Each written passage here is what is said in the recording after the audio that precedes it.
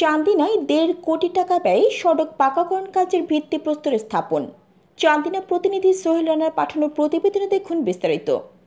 কুমিল্লা, ব্রাহ্মণবাড়িয়া ও চাঁদপুর জেলার গুরুত্বপূর্ণ পল্লী অবকাঠামো উন্নয়ন প্রকল্পের আওতায় কুমিল্লার চান্দিনায় ১,৫৮,০০,০০০ টাকা ব্যয়ে কাঁচা সড়ক পাকাকরণ কাজের ভিত্তিপ্রস্তর স্থাপন করা হয়েছে।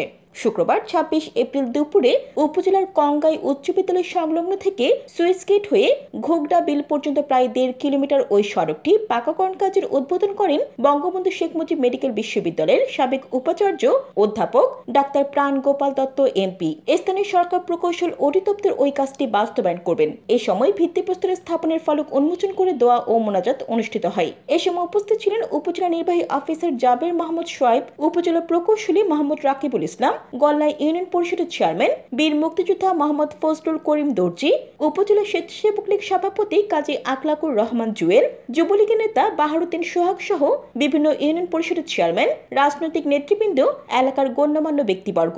পরে কঙ্গাই ফোর্ট কাতলি বাজারে সার্বজনীন পেনশন স্কিম সম্পর্কে জনসচেতনতামূলক আলোচনা সভা অনুষ্ঠিত হয়। উপজেলা নির্বাহী অফিসার জাবের মাহমুদ সোহেবের সভাপতিত্বে প্রধান অতিথির বক্তৃতা করেন অধ্যাপক ডাক্তার প্রাণ গোপাল দত্ত। এর আগে সকালে চান্দিনা কোর্ট মসজিদের নির্মাণ কাজের জন্য ব্যক্তিগত তহবিল থেকে ২ লক্ষ টাকা চেক প্রদান করেন তিনি।